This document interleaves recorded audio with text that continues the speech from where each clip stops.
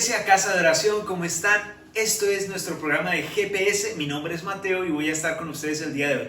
Les doy la bienvenida a mi casa. Estamos grabando en este momento desde mi casa y quiero, decirles que cuando nosotros nos llevamos la teoría a la realidad en nuestra vida cristiana, nuestra vida diaria se pierde sentido, pierde fuerza y aparte pierde emoción.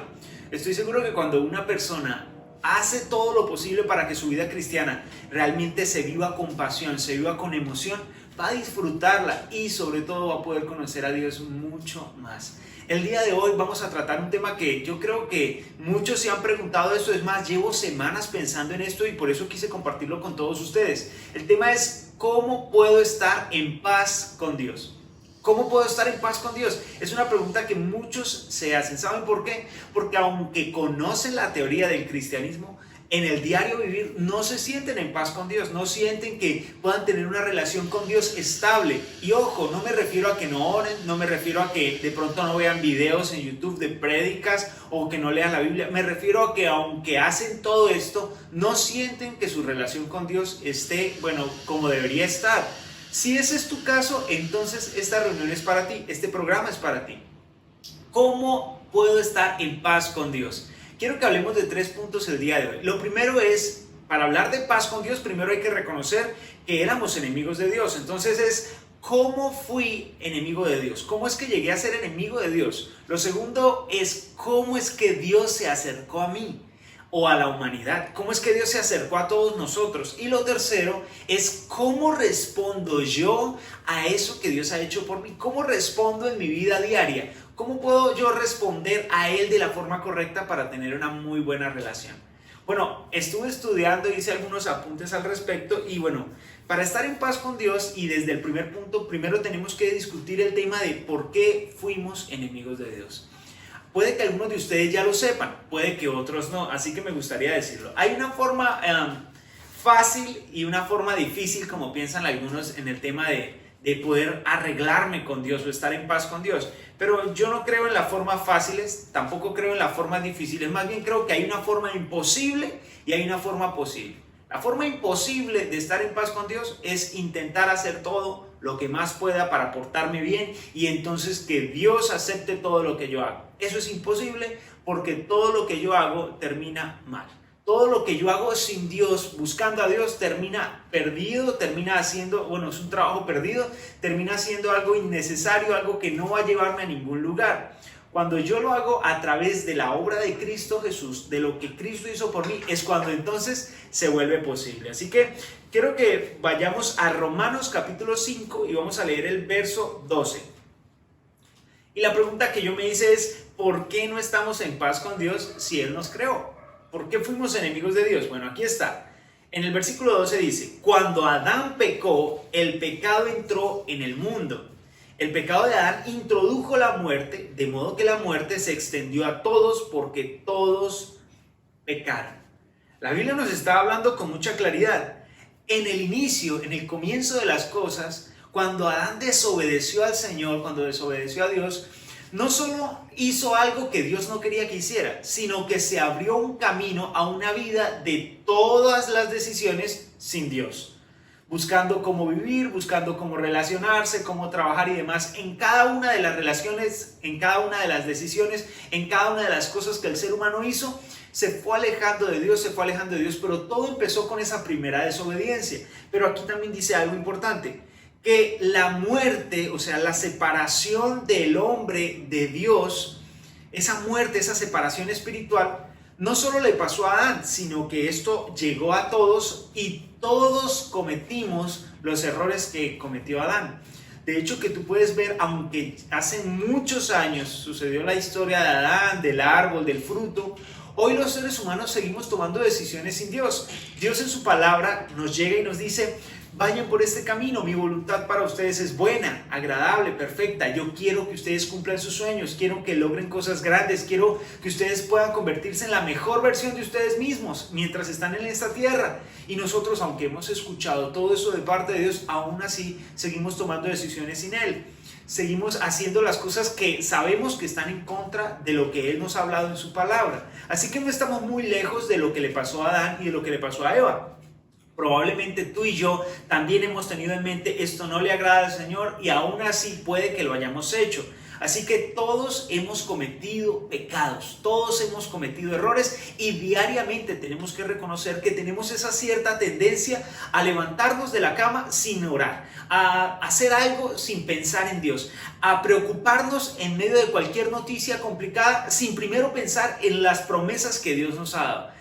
Nosotros tenemos decisiones todos los días, pensamos, o bueno, Dios nos va a ayudar el día de hoy, o estoy solo, no sé qué hacer, a quién le voy a pedir prestado, ahora que me dijeron que estoy enfermo, no sé qué voy a hacer, o incluso algunos que pueden ser un poquito más espirituales, lo que dicen es Dios está conmigo, pero se siguen preocupando. Dicen Dios me va a ayudar, pero aún así cuando están hablando con otra persona hablan con preocupación, hablan con miedo, hablan como si nadie estuviera al control de las cosas. Entonces, a pesar de que tengamos frases que dicen Dios está al control, si nuestra forma de vivir no muestra o no confía que Dios está al control de todas las cosas, es entonces una espiritualidad fingida, solo por, qué sé yo, costumbre, cultura. Bueno, pues de todas maneras, como todos pecamos y como llegó esa maldad a toda la humanidad, todos nos separamos de Dios. Y entre más nos separamos de Dios, más difícil nos es reconocer su voz, más difícil es reconocer lo que Él quiere que hagamos y lo que Él ha planeado para nosotros. Por eso, reconocer que fuimos enemigos de Dios es el primer punto. Tú no puedes estar en paz con Dios el día de hoy si primero no reconoces que has sido enemigo de Dios. ¿Cómo? Porque has vivido la vida a tu forma, aún en contra de todo lo que Dios te ha pedido que tú hicieras. Así que mira, esto no solo le pasó a Adán, también hemos cometido el mismo error todos, y en Isaías 64:6 dice así: estamos todos infectados por el pecado y somos impuros. Cuando mostramos nuestros actos de justicia, no son más que trapos sucios. Como las hojas del otoño, nos marchitamos y caemos, y nuestros pecados nos arrasan como el viento. Aquí está hablando el profeta Isaías que nuestra forma de hacer justicia, aunque parezca un poco justa, realmente no lo es. Nuestra forma de hacer justicia no hace las cosas como se supone que deberíamos hacerlas. Nuestra justicia, por así decirlo, está quebrada, está torcida, no funciona. La justicia de Dios es más profunda, es diferente a la de nosotros. Cuando nosotros intentamos vivir una vida a través de nuestra justicia, de una u otra manera seguimos siendo enemigos de Dios, porque nuestra justicia siempre está inclinada a la maldad, a nuestro beneficio, a lo que nos conviene, a lo que, entre comillas, nos ayuda. En cambio, la justicia de Dios es perfecta, por así decirlo, es completamente justa, está balanceada. Todos necesitamos ayuda y es algo que deberíamos reconocer. Si todos pecamos al igual que Adán y todos nos separamos de Dios y estamos perdidos de Dios, todos necesitamos ayuda para volver. Y aquí es cuando entra el segundo punto.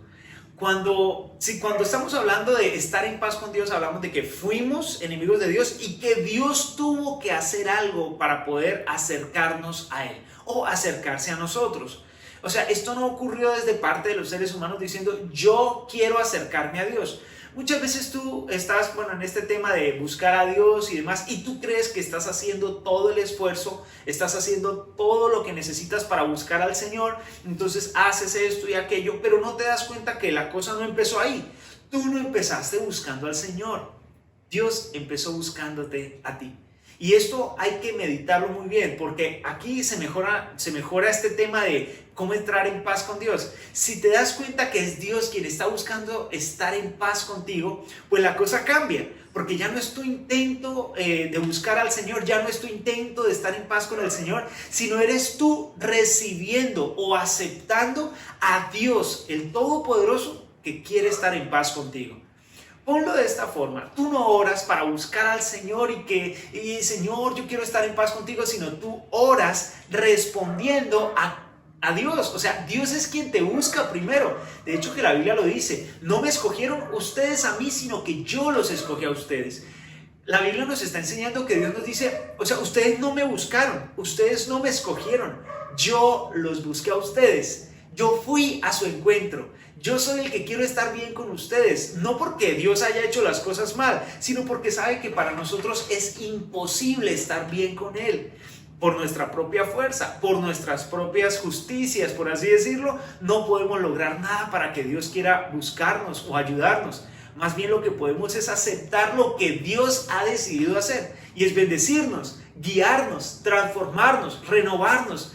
Él desea que nuestra vida en serio brille, que nuestra vida sea la mejor de todas. Y lo único que tenemos que hacer es, como les dije, ver qué es lo que Él hizo por nosotros y aceptarlo.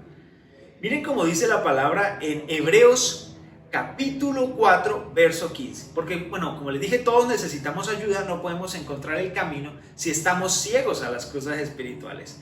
En Hebreos 4:15 dice: nuestro sumo sacerdote comprende nuestras debilidades. Y aquí estamos hablando de Jesús. Él es ese sumo sacerdote. Y ojo, para los que no entienden esta terminología, los sacerdotes eran los representantes del pueblo ante Dios, y los profetas eran los representantes de Dios ante el pueblo.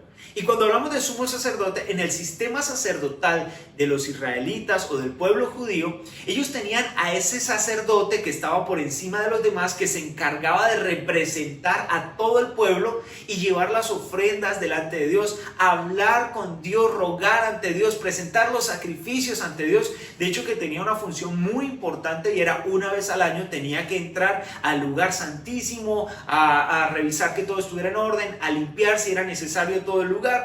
Y esa función era tan especial porque ahí estaba la presencia de Dios viva, y cualquiera que entrara a este lugar sin estar bien con Dios inmediatamente moría. De hecho, que aquí les tengo un dato interesante: los metían como con una cuerdita y con una campana en el tobillo, por si dejaba de sonar, entonces tocaba sacarlo, porque la maldad del hombre no podía estar en el mismo lugar con la bondad y la santidad de Dios.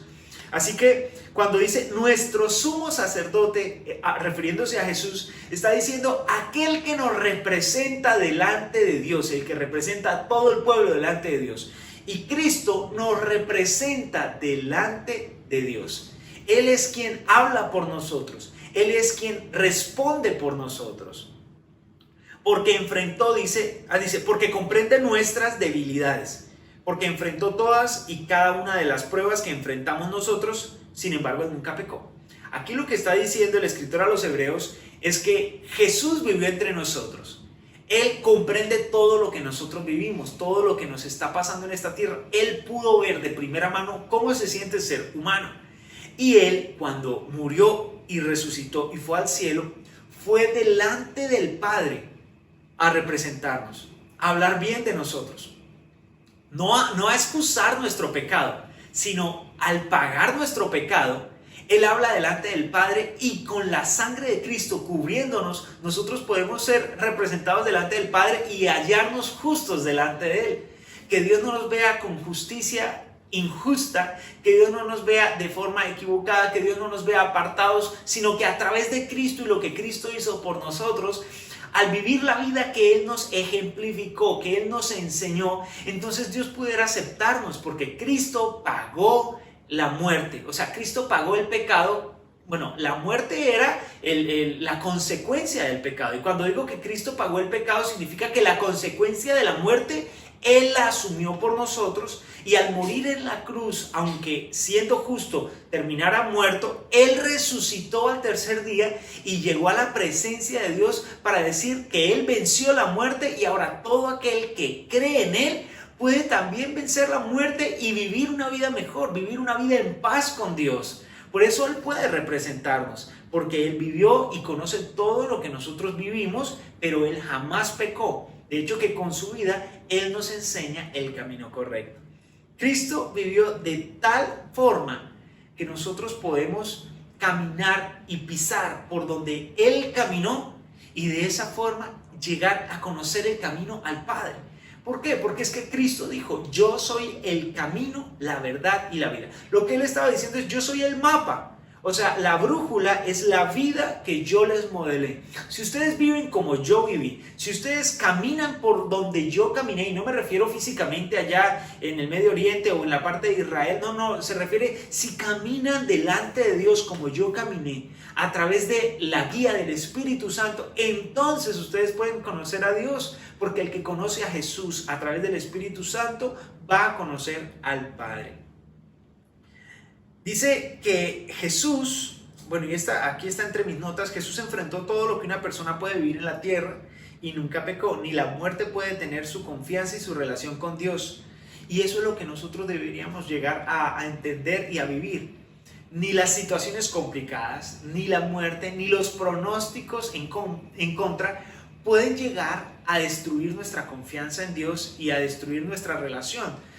¿Podemos estar en paz con Dios ahora que nosotros sabemos lo que Cristo hizo por nosotros? La respuesta es sí, solo si respondemos correctamente, solo si aceptamos y respondemos esa vida. Porque bueno, algunos han llegado a creer que cuando este tema del evangelio te dice las buenas noticias de salvación, ¿crees que Jesús te salvó? Sí, yo creo, pero ese creo tiene un costo. No es gratis. El tema de lo gratis creo que no lo hemos entendido muy bien porque alguien tuvo que pagar en algún momento. O sea, cuando a ti te dicen gratis realmente es porque alguien asumió el costo de lo que tú puedas estar consumiendo o de lo que tú vas a recibir. Es gratis entre comillas para ti, pero alguien asumió ese costo. Cuando hablamos de que la salvación se recibe por gracia a través de la fe, nos referimos a que si bien no podemos hacer nada para ser salvos más que creer, el costo de creer significa que nuestra vida ahora está fundamentada sobre un principio diferente. Nuestra fe nos lleva por un camino diferente a como estábamos viviendo nosotros antes. Nuestra fe nos conduce a la palabra de Dios, porque la Biblia dice, la fe viene por el oír la palabra de Dios. Y en la palabra de Dios encontramos dirección, como en este GPS. Encontramos esa ruta que debemos seguir para poder llegar a la voluntad de Dios, para poder vivir esa voluntad de Dios en nuestra vida. Mira que 2 Corintios dice en el capítulo 5, verso 21, pues Dios hizo que Cristo, quien nunca pecó, fuera la ofrenda por nuestro pecado, para que nosotros pudiéramos estar en una relación correcta con Dios por medio de Cristo.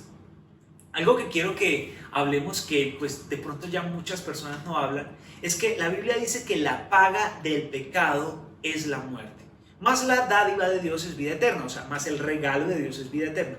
Cualquiera que quiera seguir pecando, que quiera seguir viviendo una vida de pecado, cualquiera que quiera hacer las cosas mal, que quiera seguir viviendo a su forma, decidiendo lejos de Dios, está optando por la opción del pecado. Y la paga del pecado es la muerte. Más, dice, el regalo de Dios es vida eterna. Cualquiera que reciba este regalo, la salvación en Cristo Jesús, cualquiera que reciba a Cristo en su corazón, que tenga una relación con Él, que sea un discípulo de Jesús, que siga caminando con Jesús todos los días de su vida, va a tener vida eterna y paz. O sea, este tema es, o vives sin Dios, siendo enemigo de Dios, haciendo las cosas de forma equivocada todo el tiempo, o recibes a Cristo. Aprendes a vivir como Él nos enseñó aquí en la tierra, aprendes a hacer las cosas de forma correcta, recibiendo esa gracia de Dios todos los días, vas a tener vida eterna, pero ojo, no solo es vida eterna después de que te mueras, la vida eterna empieza desde ahora, aun cuando pasemos por la transición de la muerte, nuestra vida eterna empieza ahora y la paz empieza ahora. ¿Por qué la paz empieza ahora? Porque ponte a pensar, nosotros no vamos a recibir la paz una vez que, nos juramos y entonces llegamos al cielo y ahí tenemos paz. No, la paz empieza cuando tú estás en correcta relación con Dios, en una perfecta relación con Dios. Esa paz no se puede quebrar con el pecado o no se puede quebrar con las equivocaciones y los errores. Aunque estés aquí en la tierra y aunque en ocasiones cometas pecado, tú vives en constante arrepentimiento de esa vida de pecado porque quieres estar en una correcta relación con Dios. Eso significa que ahora que estás con Dios, aunque hayan situaciones complicadas, puedes tener esa confianza en tu interior de que eres salvo, de que Dios está contigo, de que Él está trabajando dentro de ti, de que Él va a hacer su obra en ti, porque porque la Biblia dice, el que comenzó la buena obra en ti la va a terminar. ¿Eso qué significa? Que a pesar de las situaciones complicadas, tú puedes estar confiado, puedes decir, Dios está conmigo, Él va a llevarme por el camino correcto. Hoy es un muy buen día, hay muchas cosas preciosas, grandes, maravillosas que lograr el día de hoy, porque la bendición de Dios está conmigo. La bendición de Dios no depende de las cosas que yo hice, depende de lo que Cristo hizo por mí. Así que yo acepto a Cristo en mi corazón, yo recibo su dirección, yo recibo su gracia y me dispongo para recibir todo lo que Dios tiene planeado para mí el día de hoy. Quiero escuchar su voz, quiero oír atentamente su dirección y caminar con Él. Así que yo puedo estar en confianza, en paz con el Señor en este momento, porque sé que lo que Cristo hizo por mí, lo hizo desde su santidad, desde ser Dios, y esto no va a cambiar. La decisión de Dios de salvarme no cambia. La decisión de Dios de perdonarme, de ayudarme y de que ahora soy su hijo no cambia. Lo único que hago diariamente es decirle al Señor, Señor, yo estoy delante de ti, quiero vivir una vida santa, una vida correcta, acepto lo que hiciste por mí, acepto lo que Cristo, tu Hijo, me ha dado, que es salvación, estoy cubierto con la sangre de Cristo y sigo la dirección del Espíritu Santo. Y hoy es un muy buen día. Tú puedes pensar de dos formas y tus pensamientos van a definir cómo es tu vida. Tú puedes pensar que Dios es tu enemigo, que todo está mal con Dios, que no estás haciendo las cosas lo mejor, perdón, que aunque estás haciendo las cosas lo mejor que puedes, Dios no te acepte de más, y puede que vivas de esa forma, o puedes escuchar la palabra de Dios y responder correctamente a la promesa de Dios de salvarnos. Entonces tú dices, Dios ya me perdonó, Dios está conmigo, yo sé que Dios ya me aceptó, que soy su hijo, que su palabra dice que si creo en Él, entonces seré salvo no solo yo, sino mi casa, porque al vivir yo con Cristo, entonces yo puedo hablar de Cristo, vivir a Cristo, que los demás puedan recibir a Cristo con la forma en la que yo vivo. Esto significa que entonces yo, ahora que pienso que Dios está conmigo, que estoy de su lado, que Él está guiándome y llevándome en este camino de la vida, yo me siento en paz. Dios es quien sostiene mi vida, mis finanzas, mis relaciones. Mientras yo viva agradando al Señor, mientras yo viva haciendo las cosas de forma correcta, como a Dios le agradan, entonces las cosas van a salir bien. Hay muchas voces por ahí que andan diciendo que la vida cristiana es equivocada, que son puras mentiras. Hay gente que se la pasa diciendo un montón de cosas, inclusive disminuyen o reducen la vida cristiana al tema de la ofrenda y el diezmo porque no saben lo que esto realmente significa, no saben lo maravilloso que es poder responder a Dios en gratitud. Hay gente que es tan pobre que lo único que quiere hacer es agarrar su dinero y apretarlo y nunca darlo. Esta forma de vivir así tan tacaña delante de Dios, esta forma de vivir no generosa con Dios y con los demás, hace que esos pensamientos de escasez se vean en toda nuestra vida. Muchas de las personas que hablan mal en contra de lo que es el diezmo, la ofrenda, vivir para el Señor, vivir una vida de adoración y entregarse por completo al Señor, viven una vida pobre, viven una vida escasa, una vida de soledad, una vida de vacíos en su interior. Y lo único que les queda es criticar a la gente que sí queremos vivir para Dios, a la gente que sí queremos hacer las cosas correctas. Así que si alguien ha estado hablando mal en tu contra, si alguien ha estado hablando mal de ti, no los escuches. Decide omitir esas voces, eliminar todas esas voces de tu mente y decide guardar las voces correctas, la palabra de Dios. A todas aquellas personas que te llenan de inspiración para seguir adelante, para seguir buscando al Señor. De todas maneras, no importa todo lo que la gente diga, lo importante en este momento es lo que Dios dice de ti y lo que tú decides creer. Ahora, el tercer punto que vamos a tratar el día de hoy es cómo respondo yo a eso que Jesús hizo. ¿Cómo respondo yo a la obra de Cristo? Porque si yo no respondo correctamente a lo que Cristo hizo por mí, pues me lo voy a perder. No voy a poder vivir esa maravillosa gracia que Dios tiene para mi vida todos los días. ¿Se imaginan la paz de Dios dispuesta para mí y yo rechazándola por no responder a ella? Bueno, el tema de responder a la gracia de Dios es así. Cuando Cristo vino a morir por nosotros, cuando resucitó, cuando llegó al cielo, nuestro sumo sacerdote, que ahora ora y clama por nosotros y también lo hace el Espíritu Santo, Él está pidiéndole al Señor lo mejor para nuestra vida. Él está pidiéndole al Señor que nos sucedan todas las cosas que en su voluntad Él ha planeado, que nos perdone, que nos ayude, que nos guíe. Pero tú, aquí en la tierra, puedes responder a eso que Jesús está haciendo. ¿Cómo? Buscándole, teniendo una relación con Él, buscando su rostro, buscando en intimidad. De hecho, que Jesús dijo que si quieren tener una relación con Dios, de verdad, una profunda relación con Dios, entren en su cuarto, cierren la puerta y hablen con Él. Ojo, esto no es un ritual raro ni una cosa. Jesús no estaba pretendiendo que hiciéramos un ritual. Él estaba diciéndonos algo muy sencillo.